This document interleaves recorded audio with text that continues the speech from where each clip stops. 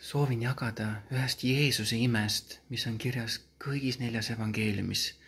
Ja tegelikult on see ainukene ime, mis on kõigis 4 evangeeliumis. Loomulikult Jeesuse ristisurm ja ülestõusmine on kõigis 4 evangeeliumis. Aga miks on see ime niivõrd oluline, et Jeesus toitis 5000 meest ja nende peresid 5 leiva ja 2 kalaga? Ma loeksin selleks Markuse evangeeliumi 6. peatükist. Siin me näeme salmis 41, kuidas Jeesus võttis 5 leiba ja 2 kala, vaatas üles taevasse, õnnistas ja murdis leivad ning andis jüngrite kätte. Ja nemad viisid need rahvale ja kõigi kõhud said täis ja kokku korjati 12 korvitäit leivapalukesi ja kalu. Ja miks see ime niivõrd oluline on, seda näeme me kohe järgmises imes, sest Jeesus saatis oma jüngrid järve peale ning Jeesus ise läks üksinda palvetama ning siis varahommikul tuli ta jüngrite juurde järve peal kõndides ja tahtis neist mööduda ning ta kõnetas neid ja ütles neile, olge julged, see olen mina, ärge kartke. Ja ta astus nende juurde paati ja tuul rauges ja nad hämmastusid üliväga iseenestes, sest nad ei olnud leibade loost veel aru saanud, vaid nende süda oli jäänud kõvaks. Et Jeesuse jaoks oli see ime niivõrd oluline, et jüngrid võiksid mõista, miks Jeesus selle ime tegi. Ja seepärast avaldas ta erilisel viisil oma kirkust jüngritele kõndides järve peal. Et nende süda võiks seda avatud, nad võiksid mõista, miks Jeesus toitis 1000 5 leiva ja 2 kalaga.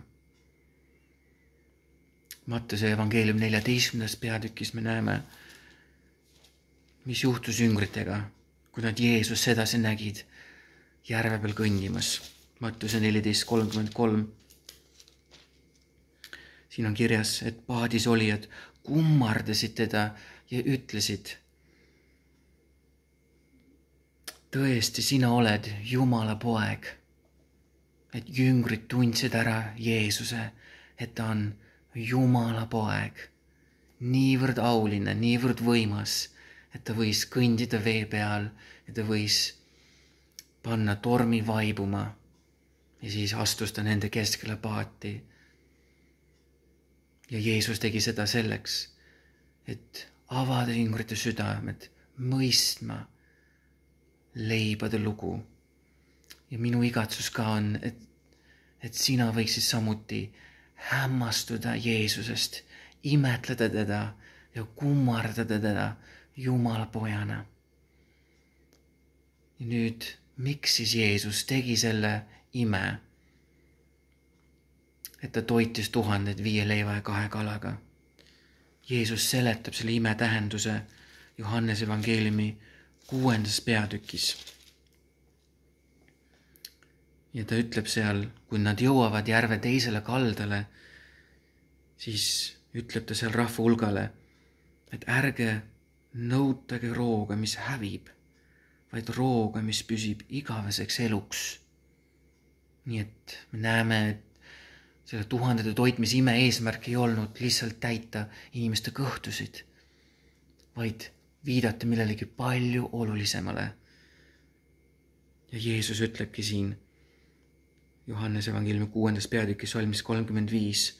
Mina olen eluleib, kes minu juurde tuleb, see ei nälgi iialgi ja kes minusse usub, see ei janune enam iialgi. Et Jeesus tegi selle ime selleks, et näidata, et ta on Jumala poeg. Et ta ei ole lihtsalt keegi prohvet või keegi lihtsalt kuningas, kes toob maise kuningriigi, sest rahvas algul siin Johannese evangeeliumi 6. peatükis, kui nad nägid seda tunnustähte salmis 14, mille Jeesus oli teinud, ütlesid nad, tema on tõesti see prohvet, kes peab tulema maailma. Nüüd sai Jeesus aru, nad tahavad tulla teda vägisi kuningaks teha ja ta tõmbus mägedesse üksindusse.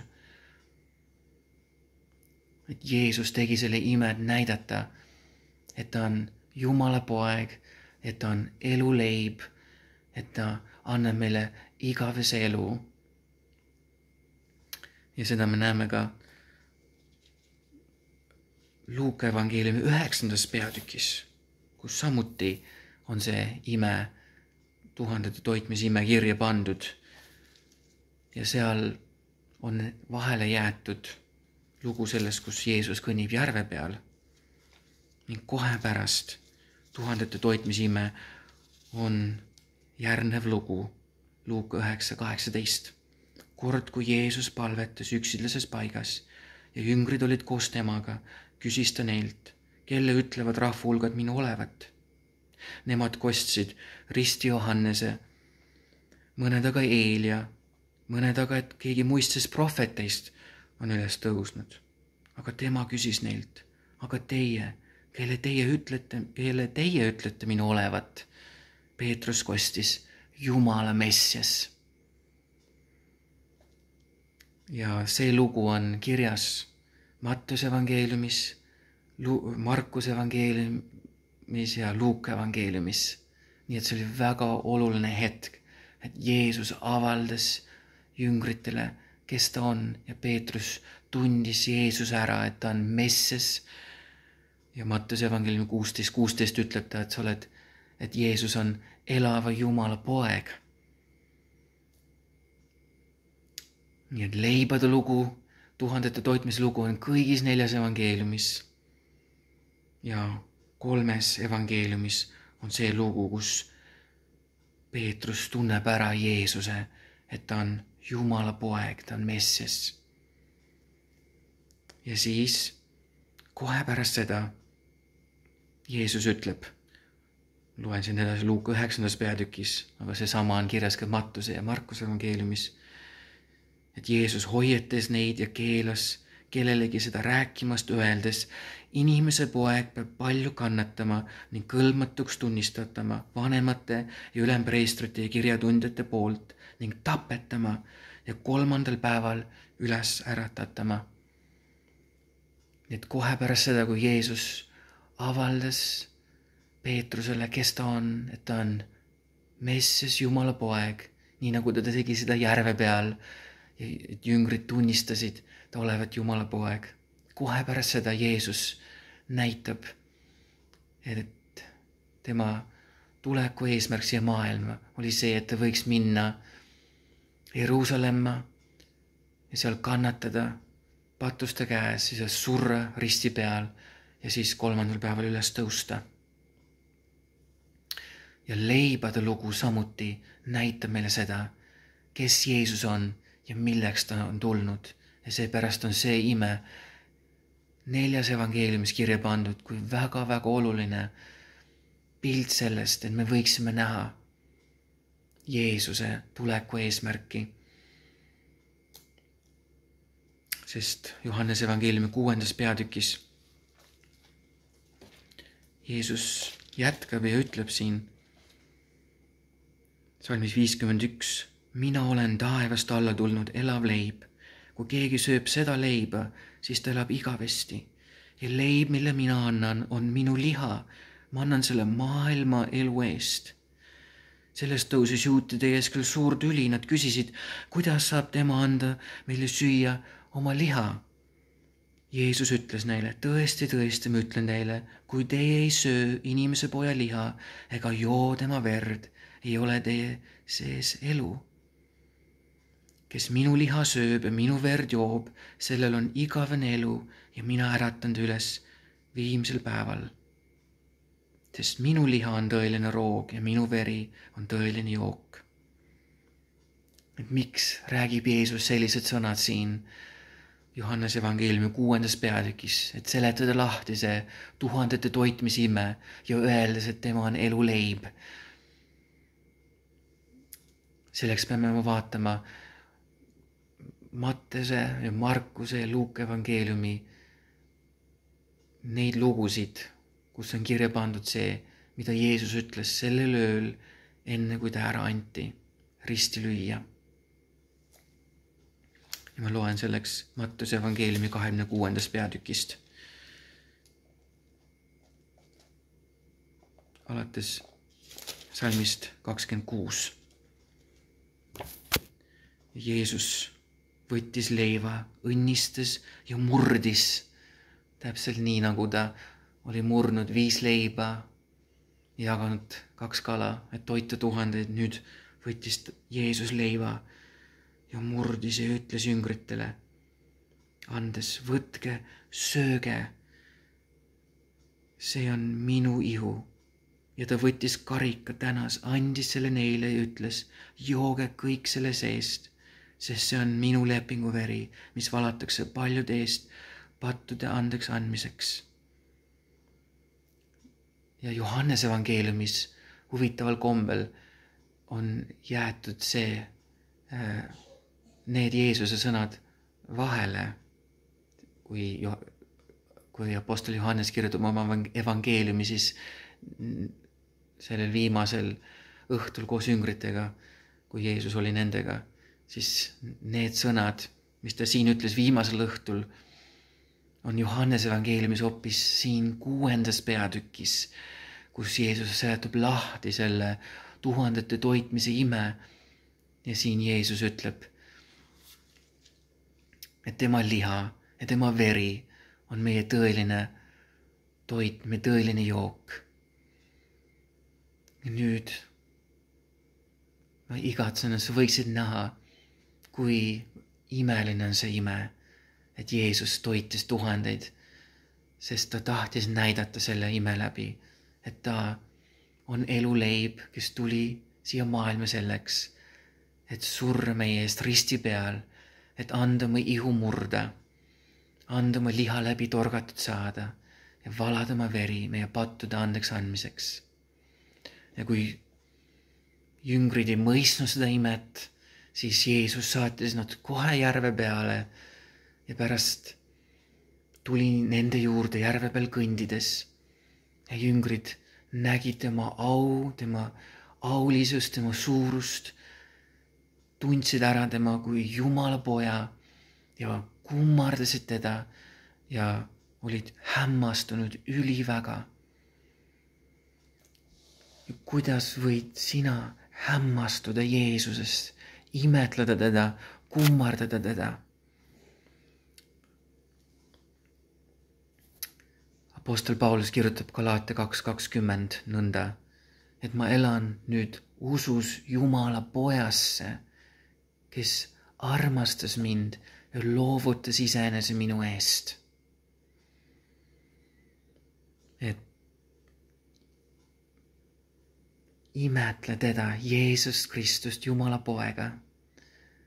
Et see, kellel oli vägi kõndida järve peal, kellel oli vägi panna torm vaibuma, et temal oli vägi ja meelevald surra sinu pattude andeks andmiseks. Me näeme seda Markuse evangeeliumi 2. peatükis, kus Jeesus tervendab halvatu ja seal Jeesus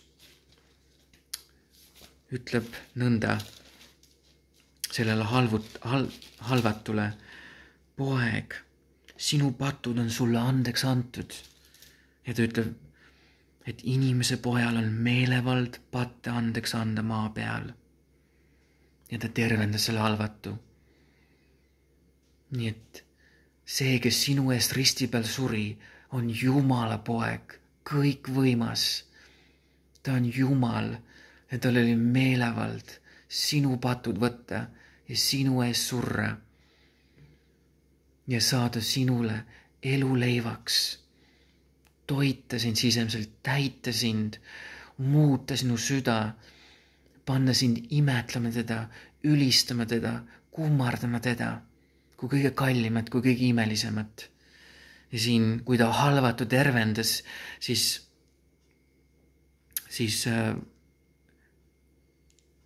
variserid ja kirjatundjad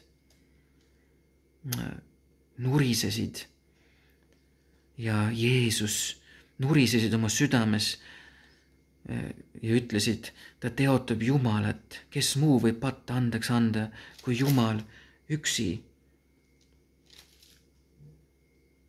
Jeesus tundis kohe oma vaimus ära, et nood nõnda mõtlevad iseeneses ja ta ütles neile, miks te seda kõike arutate oma südames, et Jeesus, kellel on meelevald andeks anda meie patud Jumala pojana, on võimeline tundma inimeste mõtteid ja südameid.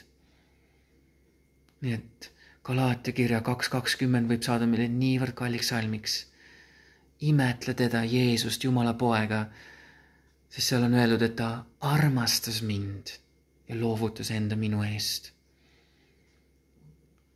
Kui hämmastust väärt see on, kui suurt imetlust väärt see on, et Jeesus oli võimeline sind isiklikult armastama, kui ta risti peal suri, sest ta oli võimeline tundma sinu mõtteid, võtma reaalselt sinu patud ja kandma need risti peal. Ja seetõttu tema ristisurm on sulle eluandev surm, mis muudab sinu südame, täidab sind ülistusega tema vastu, täidab sind armastusega tema vastu. See on ime, mida Püha Vaim saadab korda meie südames. Peetrus, kes nägi Jeesust kõndimas järve peal, kes tundis ära Jeesuse olevat Jumala poeg, kirjutab oma esimeses kirjas salmis 8 sellest imest, mida Püha Vaim võib korda saata ka sinu südames. Et palu seda, igatse seda, otsi seda, kui sa veel ei tunne Jeesust. Ja Püha Vaim võib kinkida sulle selle ime, et sina, kes sa pole näinud Jeesust, sa võid teda armastada, isegi kui sa pole teda näinud, ja rõõmustada üliväga kirgastatud rõõmuga ja kummardada ja ülistada teda, Jeesust kui Jumala poega. Ja kui sa juba tunned Jeesust, et ta on sinu päästja, et ta on Jumala poeg, kes andis ennast saada haavatud ja murtud, et olla sulle elu leivaks, siis otsi teda tunda veelgi sügavamalt, veelgi isiklikumalt, et sa võiksid teda armastada kogu südamest ja kummardada teda kui Jumala poega.